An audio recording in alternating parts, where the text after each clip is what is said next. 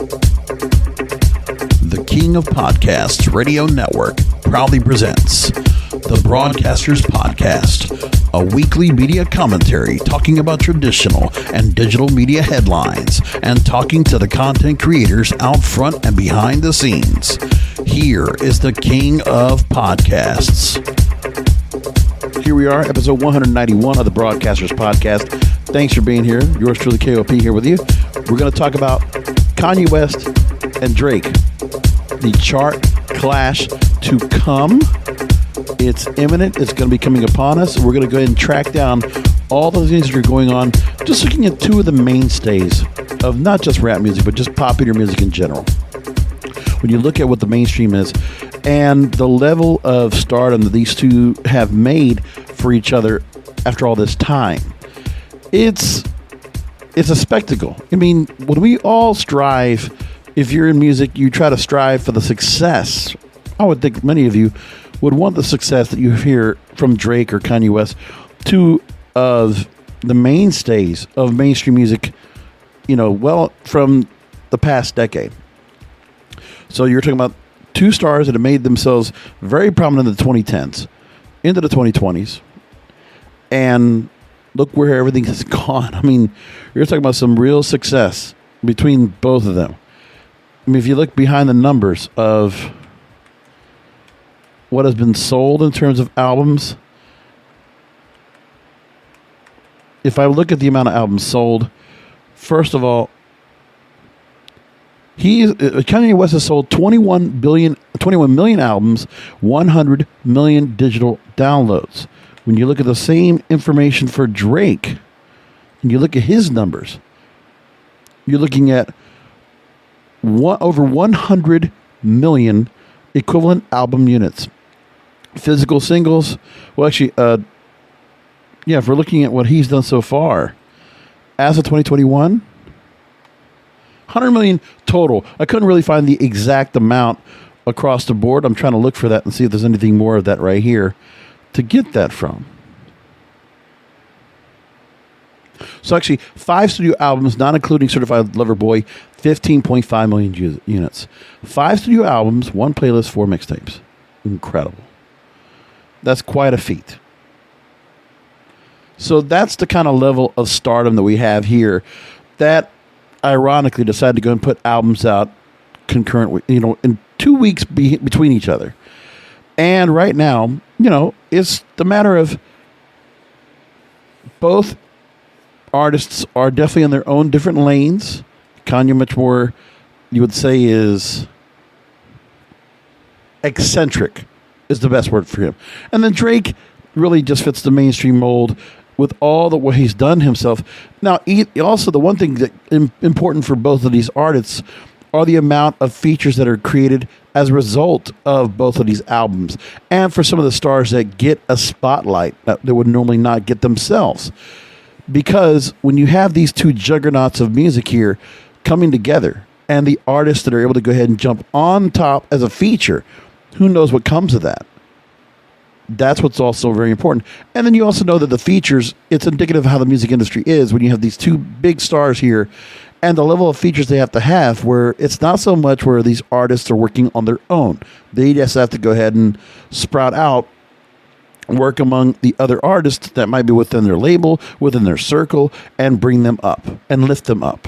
And that's happened quite prominently. Some have worked better than others. So at the moment, looking at hypebeast.com, the story has come out that as of the streaming currently right now between Certified Lover Boy and Donda, that right now Certified Lover Boy is out streaming.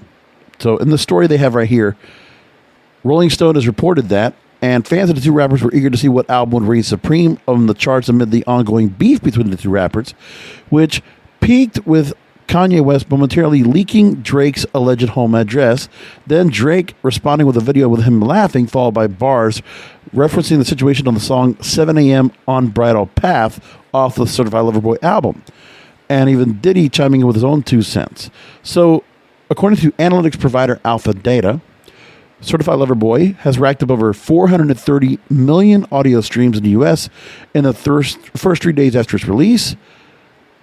In the same 3-day period, in a similar 3-day period, Donda had garnered 423 million streams. Actually, that's in the first 8 days. So Donda so far, with 5 days of advance time, and Drake is overshadowing. Not surprised. But what both of these artists are able to do once they get to the Billboard chart, once the songs are charting, once the albums are charting, Donda will have that number one album spot in the Billboard 200, and then Drake will just surpass it immediately. And it's the same thing as before, where Drake puts out an EP at the start of the year, and he's the one that knocks out Olivia Rodrigo's initial song Driver's License off the top of the charts with What's Next. Then he's going to do the same thing right now in the UK with Ed Sheeran's Bad Habits, which will also then, Drake is basically the chart killer. He is the one that will take down the longest running songs. Once he gets it out there, it's all of a sudden. And it was a very dead time of the charts anyway, because not many people were really putting out albums that were significant, that were going to make a big album bomb that really stood out. Not so much this year. So all of a sudden to get this right at the start of, right after Labor Day, and then we just get a whirlwind of buzz over both of these albums. That's what we got. Now, with that said, we look at what each of them are doing right now in terms of their popularity. So Billboard already took the point of talking about this earlier this week and talking about what the significance of the album is. 23 songs charting in the Billboard Hot 100. 23 songs. And I'm trying to figure out if that's a record or not. But I can think you had 27 singles on the album. 27 tracks. So in there, all debuts from his new album, Donda. So that's the other thing. It's not like we're hearing other songs of his from previous albums, Life of Pablo or Ye. It's this album that got so much of a buzz, which was delayed, and then we get to it. So it's number one of the Billboard 200 chart. 309,000 equivalent album units. The biggest week of the year so far. And that's also where Kanye West has earned his 10th number one album, being just the 7th artist with at least that many. He is in the same neighborhood as the Beatles, who had 19, Jay-Z, who had 14, Bruce Springsteen, Barbra Streisand, each with 11, and Eminem and Elvis Presley with 10 each. Quite interesting, the numbers. Two of the songs make it to the top 10. That's Hurricane, which featured The Weeknd and Little Baby, and Jail, which featured Jay-Z, which was part one of a two-part song. In the 63-year history of the Billboard Hot 100, only one other artist has charted at least 23 songs on the list in a single week, and that would be Drake. He's done it 3 times. He charted 24 songs on the April 18, 2017 survey, and July 21st, 2018. And on July 14, 2018, his record, 27 songs, went on the Hot 100 with the chart start of his LP, Scorpion, which was just massive.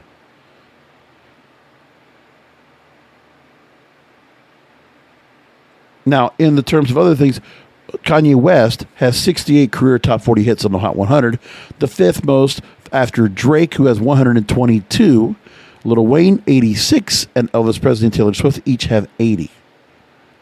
So in the history of music, according to Billboard, these two artists, now, of course, streaming has changed the way the charts are kind of deviated, but still, those are significant numbers just on its own.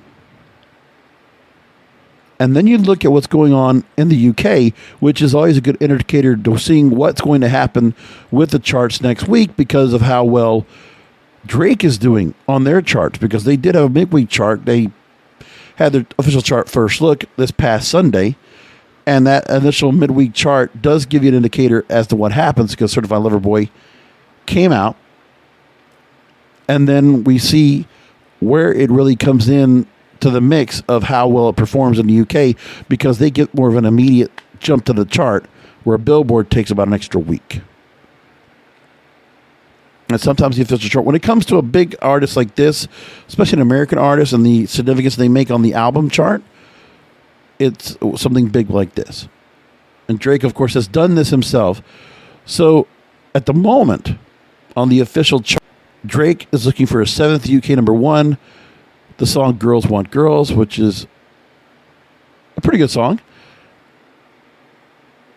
Featuring Little Baby, it would be marking, and for Little Baby, if the song does become number one, it will be Little Baby's first ever UK chart topping hit.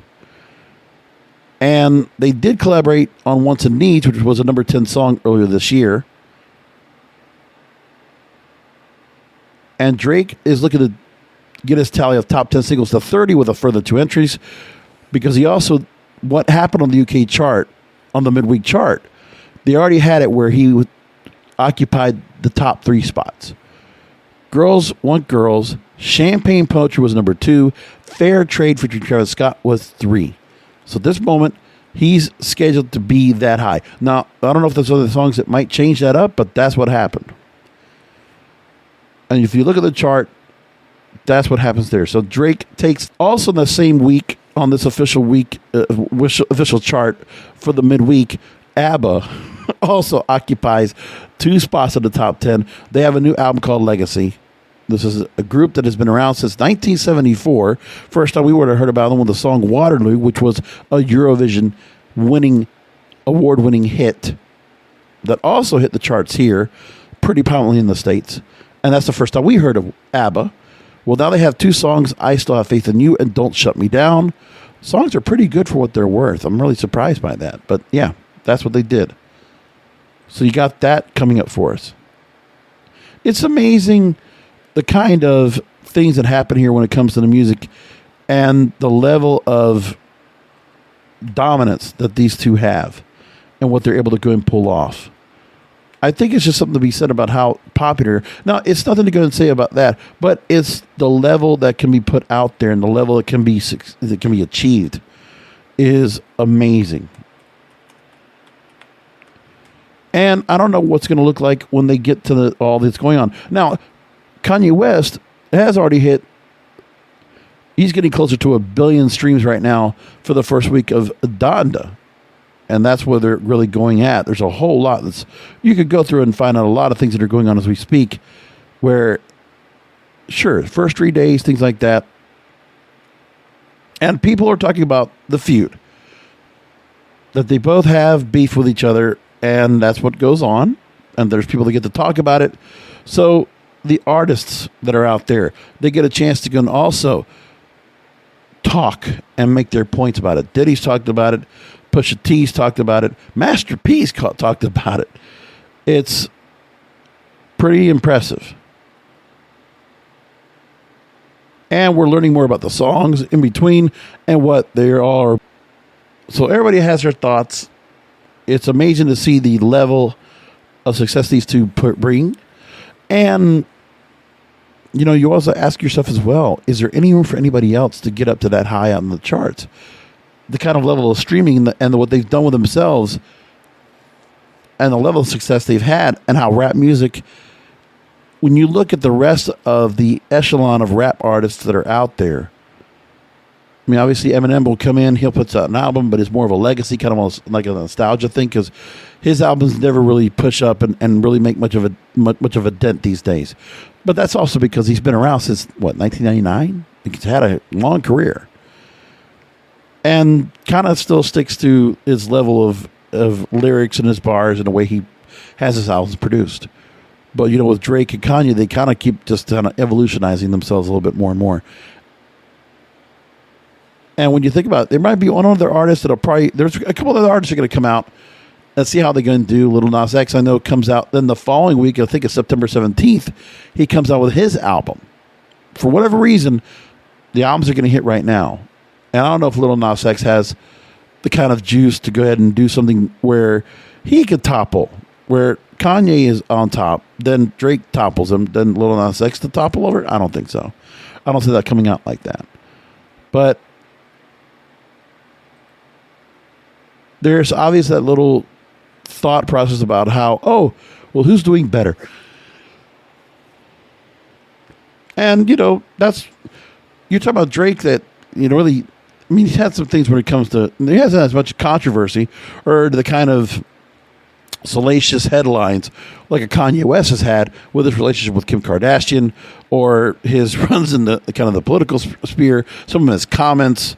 Like Drake hasn't been put out some there, but it's something to be said about how both of these artists can go in different directions and pursue their different directions regardless of what people say. Really, for just Drake, it's just like just a certain style, certain new lyrics he's going to say, and that's what people look for. With Kanye, it's just also not just the lyrics, but also just this musical direction he's taken, much more of a gospel, much more of an ethereal type of route. That's where they're kind of working off of things.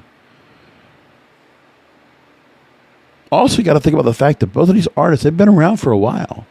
Drake's 34, West is 44. I didn't know if you knew that, but quite a big difference of where everything goes on. So that's what I wanted to bring up there.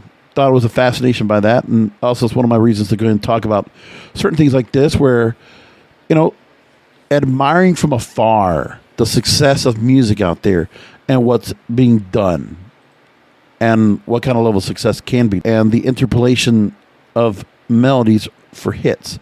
So another story that came up that I got from Rolling Stone that I thought was very interesting about the interpolation, which we know it's kind of the inspiration of music. And some music might be somewhat similar without being necessarily plagiaristic. So a story coming in from Ethan Millman at Rolling Stone reports how no shelf life now, the big business of interpolating old songs for new hits. So artists like Olivia Rodrigo, Ava Max, and Doja Cat are leading a radical shift in the way the music industry thinks about catalog usage and how far can the trend go. Interpolations have run rampant in the strange year of 2021. Just ask beats and melodies from older hits. As a musical concept, interpolations are a cousin to sampling. The art of sticking sound snippets of older songs into new projects that have defined so much of hip-hop, sampling, rather than lifting or modifying a recorded track, though an interpolation cribs only from a song's written composition, whether that's lyrics, a melody, riff, or a beat. And by the way, before I continue on, I get it that you might be hearing my voice tonight. It's a little bit different than other nights because I did stream my voice out cheering the Tampa Bay Buccaneers to a victory of the Dallas Cowboys, the season opener of NFL football. So I was watching that. And so only a couple of hours ago, I just streamed my voice. So if it sounds a little different, that's what's going on. That's in case you were just checking. Now, in 2020, Ava Max gave Desmond Child a songwriter's credit on her hit single Kings and Queens, which interpolated Child's famous chorus melody featured on 80s hits You Give Love a Bad Name by Bon Jovi and If You Were a Woman and I Was a Man by Bonnie Tyler. Ava Max's song also got Child's iconic melody its first platinum single certification, 35 years after its first use. Then there's Doja Cat and SZA's Kiss Me More, blowing up on TikTok and bowed in at number 2 on Rolling Stone's Top 100 Songs chart, Top 10 on the Billboard, by interpolating Olivia Newton-John's Physical. Olivia Rodrigo, in particular, is the queen of the growing trend, running multiple interpolations in her 2021 debut album, Sour. We talked about that all last week. For the interpolated artists, these new tracks have certainly been a financial boon.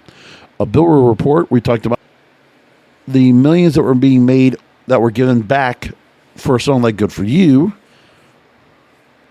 And this recycling-friendly sentiment in today's hit-making landscape is perhaps best encapsulated in an online exchange Elvis Costello had with a fan in June upon the revelation that Brutal, the opening track from Rodrigo's Sour, uses a riff that sounds very similar to the one on Costello's 1978 track Pump It Up. Brutal did not give Costello a songwriting credit, but he doesn't mind. It's how rock and roll works, he says. You take the broken pieces of another thrill and make a brand new toy. That's what I did. And Costello isn't the first legacy artist to support a young pop singer for putting out a song that sounds like his. Not even the first to do it that month. Weeks earlier, both rock group Primal Scream and the estate to George Michael publicly lauded Lord's single Solar Power, drawing similarities to their respective songs Loaded and Freedom 1990. And while Solar Power doesn't officially interpolate either track, Lord herself acknowledged the Primal Scream inspiration, telling Zane Lowe of Apple One, or Apple Beats One, in June that she wrote the track initially not realizing the similarities. She reached to Gillespie, the frontman for Primal Scream, Bobby Gillespie, before releasing Solar Power, and he gave Lord his approval. Don't expect interpolations to slow down anytime soon, this Rolling Report story says. Rather, the total opposite is likely. Publishing companies are sitting on mountains of instantly recognizable songs whose heyday reflected an album-centric industry. Now that the focus is the business them once again. It's the very reason companies like Primary Wave and Hypnosis, we've talked about here on the program, have gone on massive spending sprees in the past 2 years, collecting rights on legacy hits from songwriters. Between a softer legal landscape, a higher demand for catchy music to place in swaths of content, and a hot song acquisition marketplace, publishers are seeing stronger tailwinds to get their old hits recycled. So keep this in mind.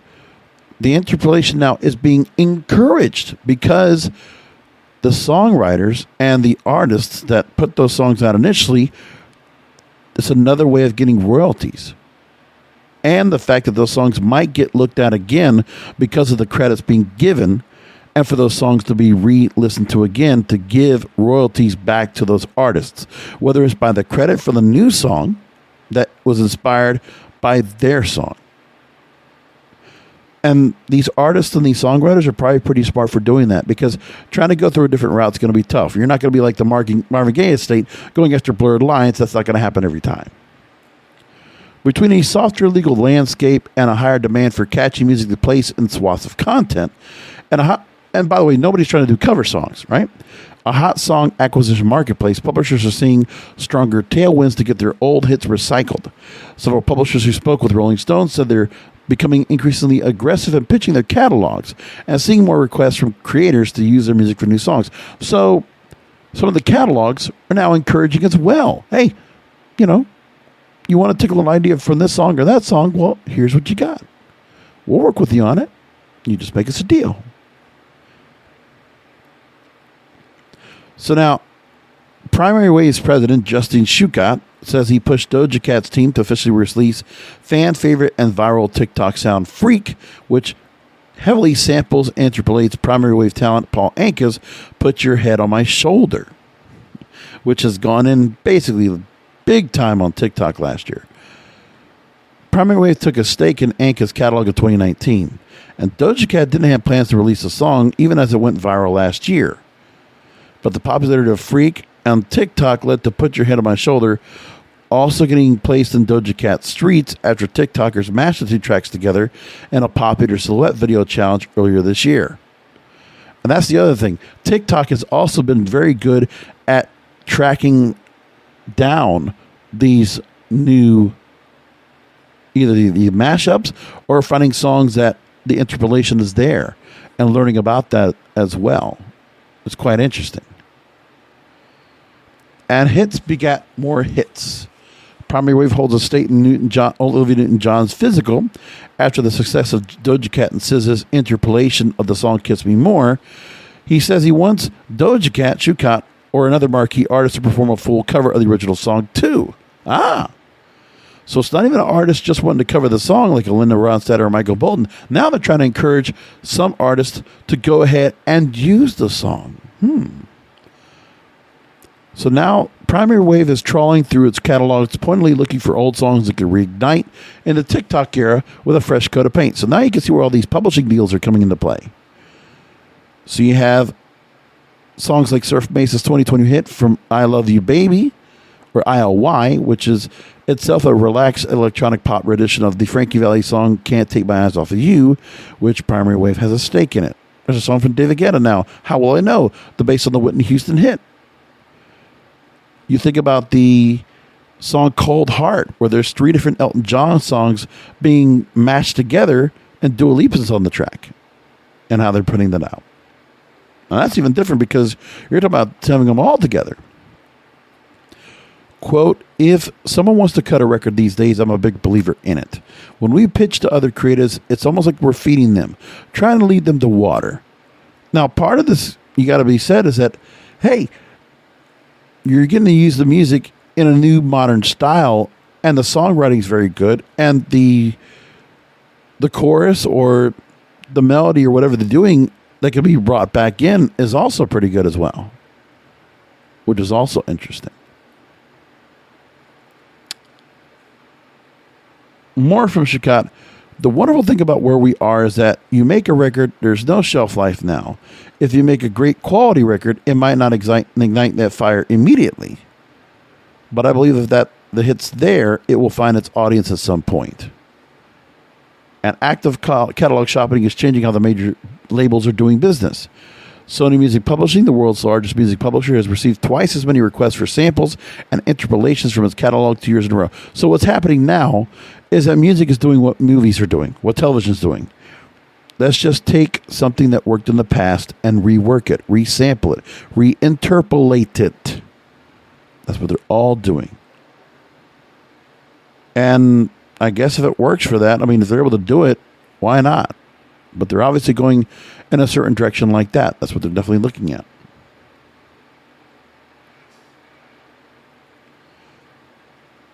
Ashley Witten, Warner Chappell's Senior Vice President of Creative Services, talked about, quote, I think what we continue to see at a growing pace is that a song can be reintroduced to audiences all the time. We've got 100 years worth of music we get to play with in different ways. If a song was a hit, we could bring it back to the public. For deeper cuts, it's another chance to take great music for listeners to love. What we're trying to do is add value in non-traditional ways. The question when we see so much content now is figuring out how to add value for more copyrights around the world. It's a cash grab. Can we just call it that? It's what it is. Now, music in the story they're saying is now pointing to artists, moving on now to artists publicly supporting one another over a track similarities as a marker of how the industry has dialed back from the litigious past and acknowledges now that originality and influence don't always have to clash. So now maybe things are happening where people are not so caught up on the fact that people might want to go ahead and do something like this. They just say, okay, you know what? We can kind of live with that. You know, going to the lawsuits they've bode well for some artists, but not all of them. And also, if there's going to be a loosening of what's going on here, then I guess that means something more about where these artists could say, okay, well, you know what? We're just going to go ahead and take it all as is and not even worry about it. No, they could just say, okay, you know what? We're going to just take, some artists now, they're going to probably feel like, doesn't matter how small you are, if you're just a SoundCloud artist or somebody that's just trying to get your music noticed or a streaming service and trying to get it out there, then you're just saying to yourself, oh, you know what? Well, let's just see if I can just take a sampling of a song or interpolate and see if that'll do something for me and see if I can make something of it. Because I think that's what was happening here. You tell me if I'm wrong. But it looks like that's what they're trying to do. I don't know. I would keep an eye on it, though, and see if it makes much of a difference.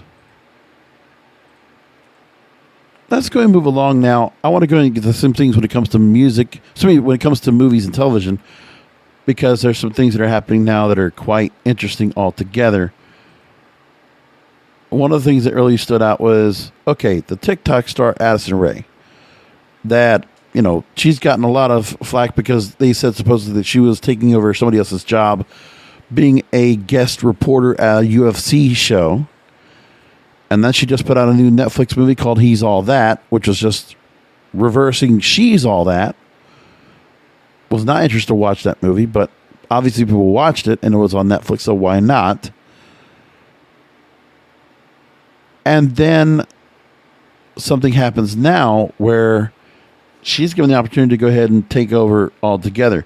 Netflix has now signed her for an exclusive movie deal. Oh, boy. That's the next thing that comes up. When you're starting to see artists like this that are just they're initially social media influencers. Now, regardless of how much of an influencer she is, I mean, it still comes down to the fact that she was discovered in social media. She was discovered on TikTok. Now, we don't know if there might have been some agent or publicity that really brought her into the forefront and then eventually brought her into where she's at. But obviously, some of these stars that are out there, you see Charli D'Amelio or her sister Dixie or Bella Poarch, you're seeing some of these stars getting noticed and get a chance to go ahead and be noticed on a camera, whether it's a movie camera or a television camera, what have you. You're starting to see some of that more and more. While the celebrities are trying to get on themselves and try to become relevant. And is that going to even work? But we don't know. So now Addison Rae has been signed to a multi-picture deal.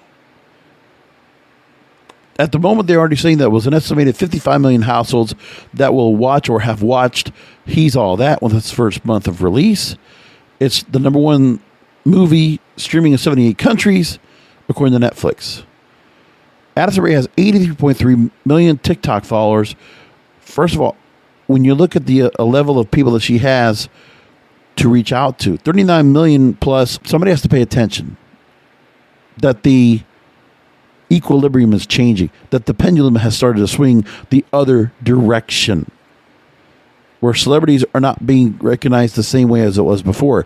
Now you're looking at just a pretty girl from Louisiana that's working in California and going to, whatever, different places and going to different events. And all of a sudden, her dancing, her charisma, her personality has stood out. And now, all of a sudden, well, she looked good on camera. She might not be that great of an actress, but maybe we could teach her. She could be trained. She could be made. She's already glamorous. She's already beautiful. She could be something bigger. Hey, that's what's going to happen. Because the way of doing auditions and going through and bringing stars up from nothing, I mean, I don't know how much of even acting or any coaching, acting, let's just say you might have had. But they were able to get her somewhere to do something. And she always said she wanted to be an actress or an actor. The producers for He's All That actually mentioned the fact that she actually auditioned twice for them. She did over Zoom, but, they said that this is going to be seen by the higher ups, so we have to do it in person.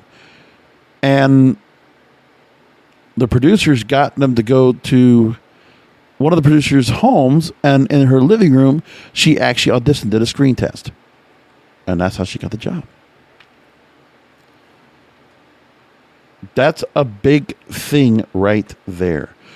Now, a few months ago, we're going back to 2019. April 2019, remember I talked about the strikes, the Hollywood lockdowns, where the unions were all up and at it. Well, we know that as a result of the pandemic, things changed a lot, and the major four town agencies all basically kind of blew up. And a lot of boutique agencies came up, and all this representation for the Writers Guild and all of this just switched up. Now, one of the organizations that still stayed consistent, or two of them, were the IATSE and the AMPTP. And I always got to do this where if you don't know what we're talking about, the IATSE stands for the International Alliance of Theatrical Stage Employees, and the AMPTP, I feel like I'm an old person when I say that, the AMPTP, the Alliance of Motion Picture and Television Producers. These two organizations are gearing up for a possible strike against the film and TV industry. The first industry-wide strike in the union's history. Because remember what happened. All we've had have been, extensions of current deals. And I always said that if they never got all the union deals wrapped up, that we would see a shutdown of Hollywood. Well, now we're back to that again. So now the union and management's AMPTP are returning to the bargaining table on Thursday, or as I record this tonight, in an effort to reach a new agreement on a new film and TV contract in advance of Friday's expiration of their current deal. So we're up to expiration now. So there could be a strike upon us next week, right away. So already with the pandemic and all the issues that were going on to try to get Hollywood productions back on the road, now we have these two unions right now, theatrical stage employees and the motion picture and television producers, all taking a picket. A strike, if it comes to that, will be several weeks away as the IATSC continues to lay the groundwork for a possible walkout, including a text messaging campaign to educate members about negotiations and what's at stake.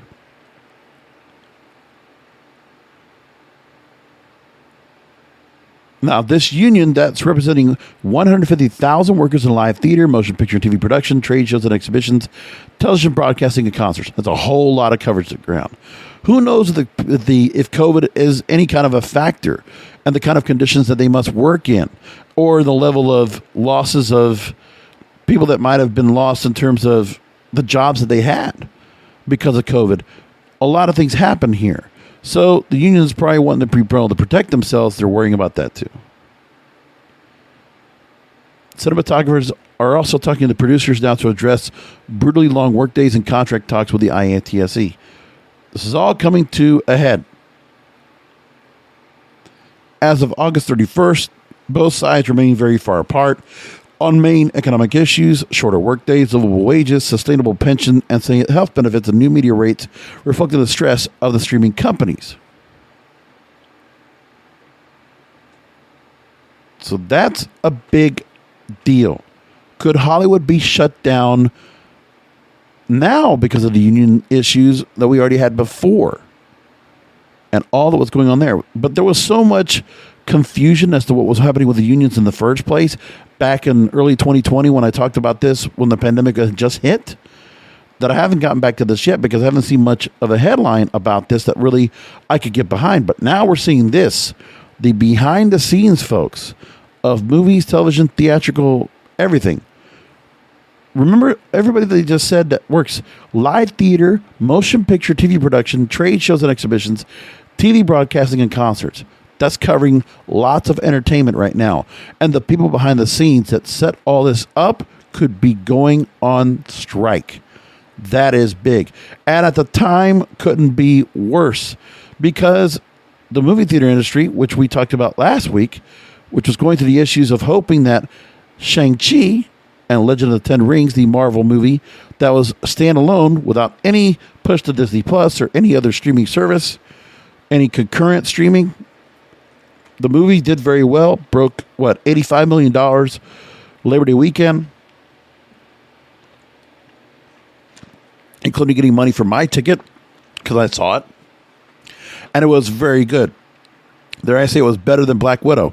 Black Widow was good, but compared to the story that they gave with this movie right here, Shang-Chi, was very well done. Excellent. New Avenger here. And I think, they didn't even put as much promotion as they could have for this movie, but it did extremely well. Labor Day holiday actually opened at 94.67 million. So it almost broke 100. And that kind of number will cause many of the movies right now that were being rumored to move off of the schedule, which would hurt the box office this year. Now it's got a chance to go ahead and keep everything together. So No Time to Die, Venom, all these other movies that are coming out, Spider-Man Away From Home, all these different movies that were planned to be moved, we're not going to get. Top Gun's being pushed back anyway. Ghostbusters Afterlife already pushed to a different date.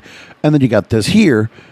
Well, the faith of the movie theaters and the way that was being handled right now during COVID, looks like the movie theaters are doing fine. They're making money, which is very good. Now, looking at the movies theaters and what they're making so far this year, the summer box office period garnered $393 million, according to ComScore. Disney so far this year has earned $483 million. 20th Century Studios and Searchlight also included in that.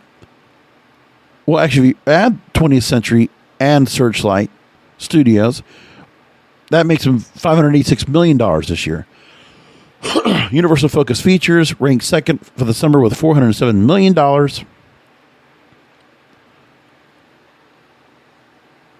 So box office is product driven, proven again and again over the summer right up to the end with the Marvel movie having the ultimate exclamation point. Mention Disney having the power of Marvel, Dwayne Johnson, Ryan Reynolds, and one of its vintage animated villainesses brought to life for a millennial generation, Cruella de Vil. So the summer this year overall, $1.75 billion at domestic box office. And that represents 80% of this year's $2.21 billion that have been made in the box office overall. Now, all in summer 2021 is up 893% from the same first weekend in May through Labor Day last year, which had no movies out, posting a notorious low of $176.4 million. But if I remember, well, last May through Labor Day, I had no movies to go watch anyway. There were very few movie theaters open because in South Florida, I had to wait for Labor Day weekend to actually watch Tenet, and that was the only one I got to catch during that time. But you got a lot more movie theaters now where some of these movie theaters, Shang-Chi was able to get over 4,000 screens, which is about normal capacity now. And not even all the movie theaters are back open yet. The good news is that we had a summer, unlike last year. But then there's a talk about how the hybrid formula of streaming and exhibition, if it works. Well, if you ask Scarlett Johansson, it's absolute no from a money standpoint. However, it's important to remember in regards to the downside of the model that it's not just about money moving forward from a previous ancillary and a window collapsing. It's far more severe than that. Now you have piracy going on. That Black Widow is the most pirated feature of the summer. Disney knows this, and Disney's Plus Loki was up there too. Don't Breathe 2 was the most pirated movie this week, according to Torrent Freak. A clean copy via premium video on demand was made available for the taking. Streaming titles like HBO Max's Suicide Squad and Amazon's Cinderella were the most recent weeks of the most copied picks. So the war cry about piracy is decades old, and you're just making it easier by doing streaming. So let's get back to exhibitions like you normally do, which just work out better. And also we know that the in-home availability, we've learned how it notoriously impacts the film's second weeks at the box office. Black Widow had a 68% drop from the previous week, for the first week. Same thing for Space Jam, 69%. And openings like Suicide Squad only got $26.2 million.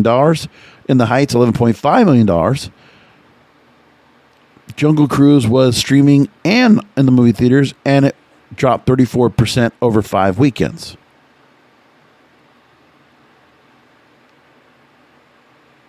It did make $106.8 million for 6 weekends, so we know The Rock can still sell tickets. Many say we'll be back to normal at the box office when we begin to exceed 2019 levels on a consistent weekend-to-weekend basis. It's obvious that the industry not only needs to be freed of hybrid models and return turnstiles to their peak, but it also become independent from Delta variants, in particular the older art house crowd, which has proven slow to return back to the theaters. John Fithian talked at CinemaCon 2 weeks ago and mentioning about that he doesn't think the movie theaters are going to close down again. Quote, I don't think it's going to happen because we're seeing our local jurisdictions respond to outbreaks in ways like Nevada, where patrons are wearing masks in theaters again, and in Southern California. We're seeing proposals from places like New York City, Los Angeles, San Francisco, and New Orleans that require vaccinations to come back. It's really safe compared to other forms of activities to begin with. We're also working with local regulators to continue that. And with Shang-Chi's super performance at the end of the summer, makes more people excited for continued rebound in the fall. So we got that to go and think about as well. And when you look at the movie theaters right now, what they're going to have for the fall, it's pretty good to me. Now, I didn't remember if there's a movie coming out this weekend I wanted to go watch. of what I wanted to go and see, but I got to look with the numbers, what it looks like right now coming up. Let's look at the current count. Wide release, we have Malignant and Show Me the Father. So those are the movie I'm going to watch this weekend. Nothing that catches my eye. Maybe the card counter, depending if I can catch it somewhere. But there's a lot of limited theaters, and we'll see if my Regal Theater actually has it. Then you got Cop Shop, and that movie is something I haven't heard about yet, but I want to check out and see what that's all about. Like, I just heard about Cop Shop now. Gerard Butler and Frank Grillo are featuring that movie, and I have not heard about that yet. That's the first I'm hearing about it.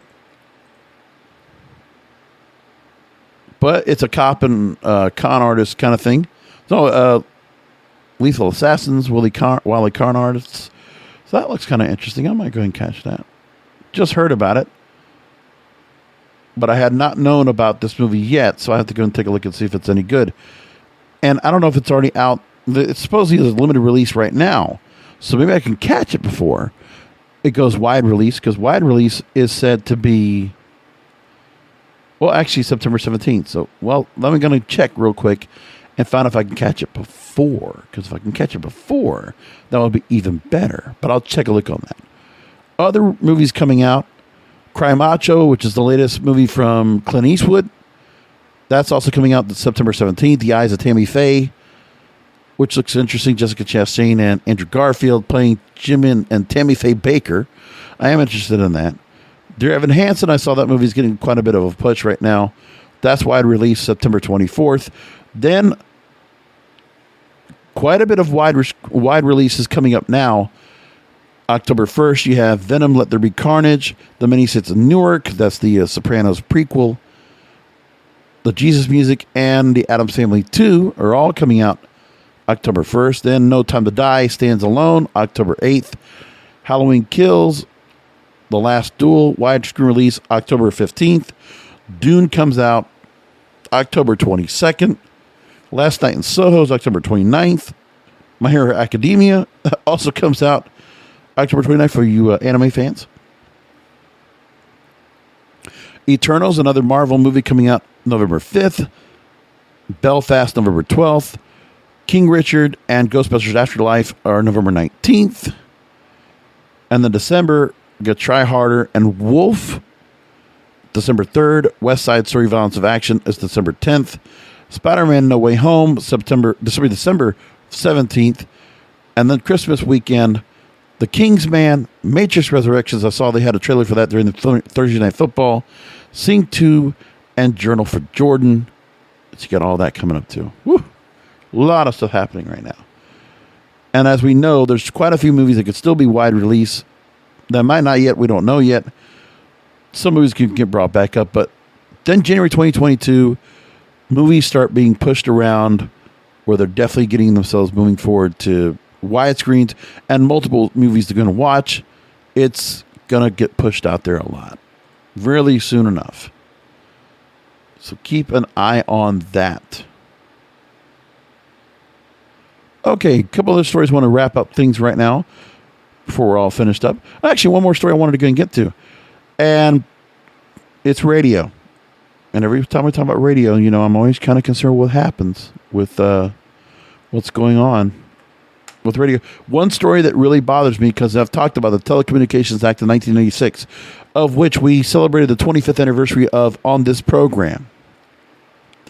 And now the National Association of Broadcasters, they're commenting about the fact that radio ownership caps, they believe, should be lifted.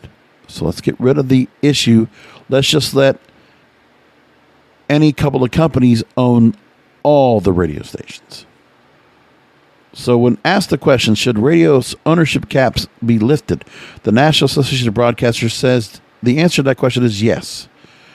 And for years, there's been a number of radio groups the NAB represents trying to convince the FCC to change the ownership rules.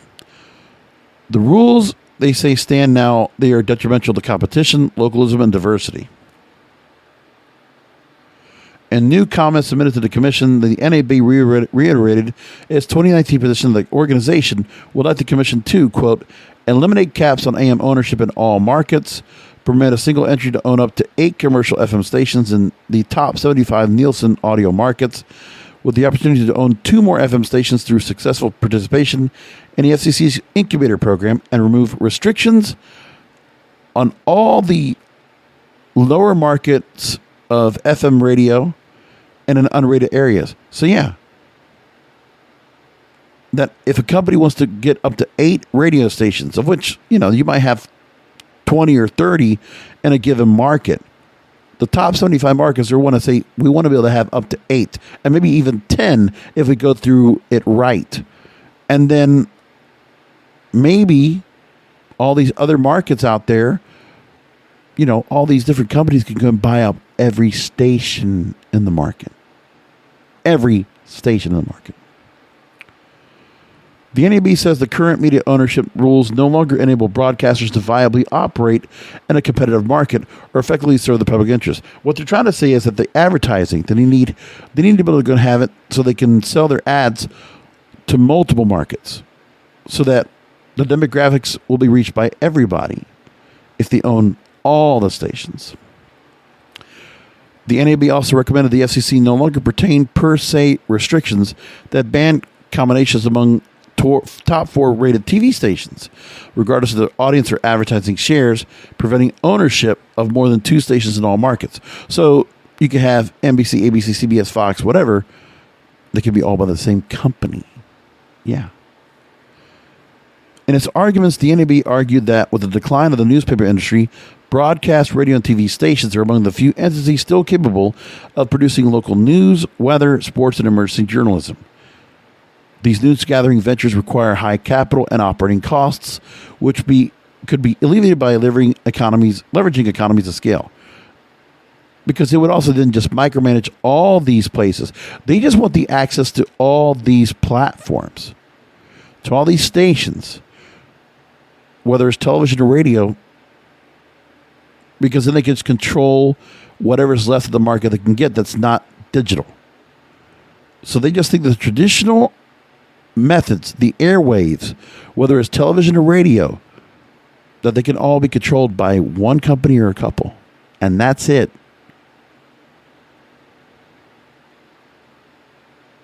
In assessing competition, quote, the FCC can no longer maintain the fiction that broadcast stations compete only against other broadcast stations. Given the record evidence, the FCC must conclude that its local ownership rules are no longer necessary in the public interest as a result of competition. And part of what we've seen before when I've talked about the homogenization of radio, we talked about Odyssey and what they're doing right now with their stations, putting the same jocks on every market, that they might have a pop station or a hip hop station or a country station or alternative, whatever. We're seeing, we already see, iHeartRadio has certain morning shows that are positioned to every market, nothing local. Same thing with Odyssey here. So they can compete. But it's no longer competing with radio stations. No, the radio stations with themselves are no longer competition. They have to compete against streaming and online radio and every other platform of content. I don't like this argument at all. And the NAB, they benefit from the memberships, I guess. I don't know. They have something of their own things for what they want to do. Not all broadcasters believe that changing the rules to allow bigger groups to own more stations is the answer to increasing revenue for the industry. There are some that believe that deregulation was what harmed the local aspect of radio. Well, what you have to think about as well is that these radio stations and these TV stations, they're not representing local at all. They just don't care. And because of the fact that they don't want to make the attempt to try to make money off of local, they just said, well, they give up. Newspapers gave up. Right? Newspapers gave up.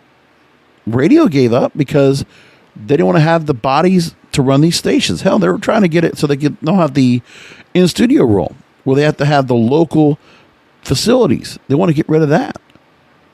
So they can just run them in like some big thing like a Sirius XM and just run one big server of all these different stations, and they're able to go and get their content to transmitters all over the country And they just find this way to go ahead and just consolidate everything and micromanage it all. And then the voices that are on radio and television, there's just a small few that get to be part of that. Because they're trying to compete against podcasting. They're trying to compete against online radio. They're trying to compete against the digital disruption we have talked about many times here on this program. They just can't do it. It's giving up.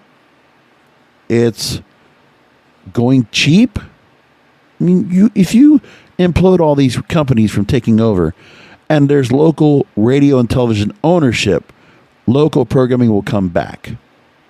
But we know that's not going to come back. It's a pipe dream to me.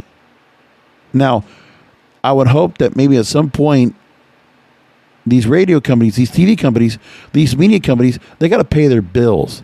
And when they are not able to pay their bills and somebody finally calls them out in their shit, then maybe something will happen. But I'm not going to waste my time on it. But if there's anything new that comes up that gives me some hope, I'll report about it right here on this Broadcasters Podcast. You can count on it. Bet your bottom dollar I will say something about it. So anyway, I'm glad I got the show in. I actually was going to think about doing it tomorrow, but I was like, no, I want to get this in. I had my show ready. I had what I wanted to talk about, so we were set up. And I hope you like the new format.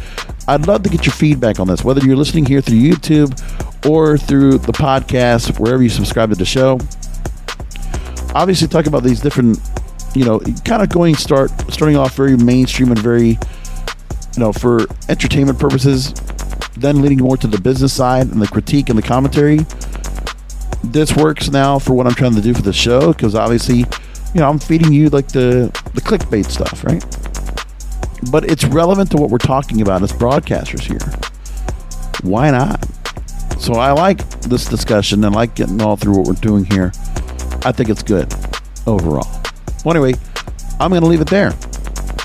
We're going to come back next week for another Broadcasters Podcast. Remember to subscribe to the show. If you like this or just catching it for the first time, please subscribe. Show comes every week, roughly every Friday morning, Thursday night, for your pleasure. And I hope we go ahead and continue this then. And I'd love to hear more from you, so feel free to go ahead and reach out to me. kingofpodcasts@yahoo.com. kingofpodcasts@yahoo.com. Would love to hear from you.